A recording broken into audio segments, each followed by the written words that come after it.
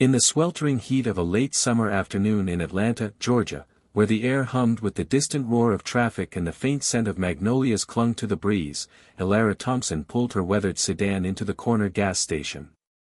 At 42, Elara was a woman who had learned to navigate life's sharp edges with a quiet grace, her dark skin etched with lines from years of single motherhood and relentless nursing shifts at the local hospital.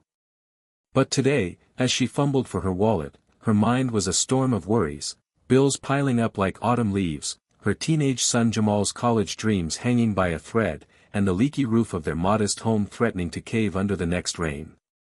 Little did she know, this ordinary stop for fuel would ignite a chain of events that would remind her, and perhaps the world, of the boundless power hidden in a simple act of kindness. Elara stepped out of her car, the pump clicking into place as she filled her tank. Across the way, a burly man in a leather vest emblazoned with the infamous Hell's Angels insignia straddled a gleaming Harley-Davidson, his tattooed arms glistening with sweat. He looked every bit the stereotype, long beard streaked with gray, eyes hidden behind dark sunglasses, and an aura that screamed, "Keep your distance." His name was Marcus "Bear" Riley, a veteran rider who'd seen more miles of open road than most people could fathom.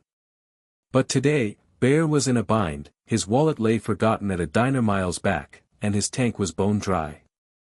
He patted his pockets futilely, cursing under his breath as the attendant inside the station shook his head, no credit, no gas. From her spot, Elara watched the exchange unfold. She saw the frustration in Bear's slumped shoulders, the way he ran a hand through his hair like a man defeated not just by circumstance but by the weight of judgment he carried everywhere.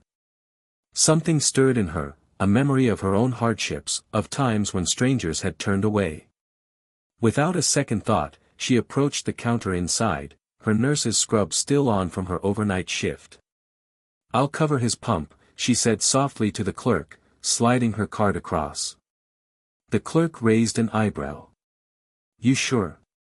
That's a Hell's Angel out there." Elara smiled faintly. "We're all just people trying to get by." She paid the $50 without fanfare, nodded at Bear through the window, and returned to her car. Bear caught her eye as she drove off, stunned into silence. No one ever helped him like that, not without expecting something in return or recoiling in fear. He revved his engine, the roar echoing like thunder, and followed her at a distance, just long enough to note her license plate. That night, as Elara collapsed into bed after tucking Jamal in, Bear sat in a smoky bar with his chapter brothers, recounting the story. "This black lady, out of nowhere, pays for my gas. Didn't ask for nothing. Just, did it." The room fell quiet, the rough and tumble bikers exchanging glances. In their world of loyalty and codes, kindness from an outsider was rare, a spark in the darkness. By dawn, a plan had formed. The next morning, Elara woke to the distant rumble of engines, a sound that grew from a murmur to a symphony as it approached her quiet suburban street. She peered out the window, heart pounding, to see dozens of motorcycles lining the curb, Harleys, choppers, cruisers, all gleaming under the sun. Men and women in leather vests dismounted, their patches proclaiming affiliations from Hell's Angels chapters across the South. Jamal, wide-eyed at the kitchen table, whispered, "Mom, what's going on?" Elara's mind raced with fear. Had she offended someone? Was this retaliation? But as Bear stepped forward, removing his sunglasses to reveal eyes softened by gratitude, she realized this was no threat. "Morning, ma'am," Bear said, his voice gravelly but warm. "Name's Bear. You helped me yesterday. We don't forget that." Behind him, the bikers nodded, some carrying toolboxes, others with bags of groceries and envelopes stuffed with cash. Elara opened the door hesitantly, her robe clutched tight. I just did what anyone would do." Bear shook his head. "Not anyone. Not for us." He explained how her simple act had rippled through their group, reminding them of the humanity they'd sometimes lost sight of amid the road's isolation. They'd done some digging, nothing invasive, just public records, and learned about her struggles, the roof damaged in last month's storm, Jamal's scholarship application teetering on medical bills from Alara's late husband's illness. What followed was a whirlwind of unexpected turns. The bikers, far from the menacing figures society painted them as, rolled up their sleeves. A crew of mechanics and carpenters among them assessed the roof, hammering and sealing with expert precision. Others unloaded groceries, fresh produce, canned goods, even treats for Jamal, stocking her pantry to overflowing. A few women riders, tough as nails but with hearts of gold, sat with Alara on the porch, sharing stories of their own hardships. "We get judged too," one said, her voice steady. "Tattoos, bikes, people see the outside and run. But you saw Bear as a person. That means something." As the day unfolded, profound realizations dawned on Alara. She'd always prided herself on her selflessness, born from a childhood in the deep south where community was survival. But seeing these bikers, people from a world so different from hers, pour out generosity shattered her own hidden biases. She'd helped Bear without thinking twice, but deep down, had she expected nothing in return because she assumed the worst of his kind? Now, watching a tattooed giant named Tiny gently teach Jamal how to change a motorcycle tire, she felt a swell of humility. Kindness wasn't just giving, it was receiving without judgment, bridging divides that seemed insurmountable. The emotional climax built as the sun climbed high.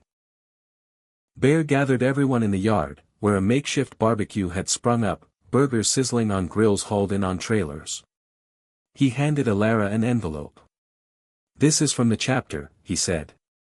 Inside was $5,000, funds raised overnight from riders far and wide, touched by her story shared on their private networks. "For Jamal's college. And whatever else you need." Tears streamed down Alara's face as she hugged Bear, the leather of his vest rough against her cheek.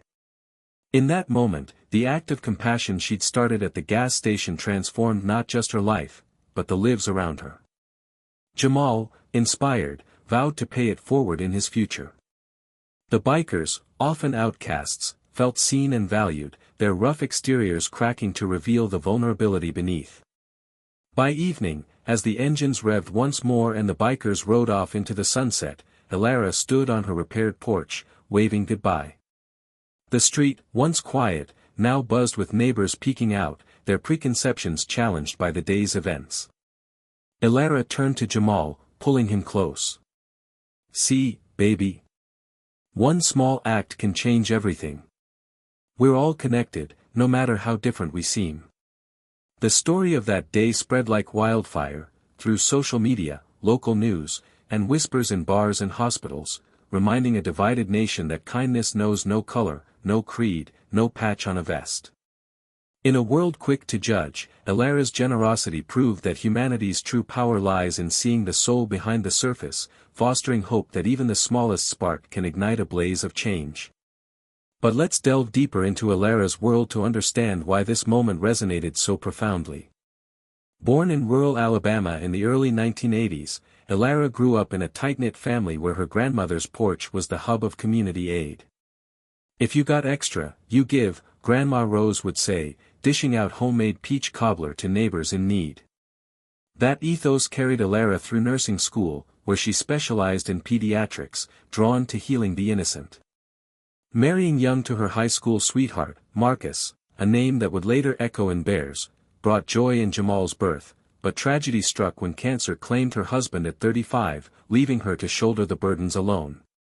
Shifts at the hospital were grueling, 12 hours on her feet, consoling families, administering care with a smile that masked her exhaustion.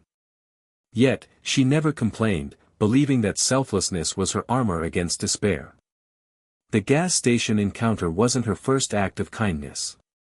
Just last month, she'd slipped a $20 to a homeless veteran outside the grocery store, or stayed late to comfort a patient's scared child. But helping Bear felt different, riskier, perhaps, because of the cultural chasm.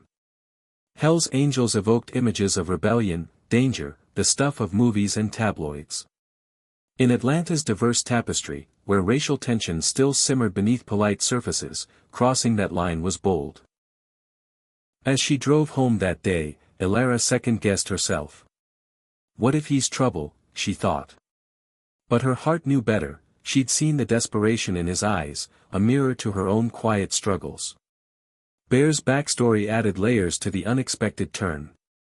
A former Marine, he'd joined the Hells Angels after Vietnam, seeking brotherhood in a world that spat on returning vets. The club was his family, loyal to a fault, with a code that valued honor above all. But society viewed them as outlaws, ignoring the charity rides for children's hospitals or veteran support they organized. Bear's forgotten wallet was a rare lapse. Usually, he was the one helping others, fixing bikes for single moms in his garage or donating to local causes anonymously. Ilara's gesture pierced his guarded heart, reminding him of his late mother's teachings: kindness is the bridge over troubled waters.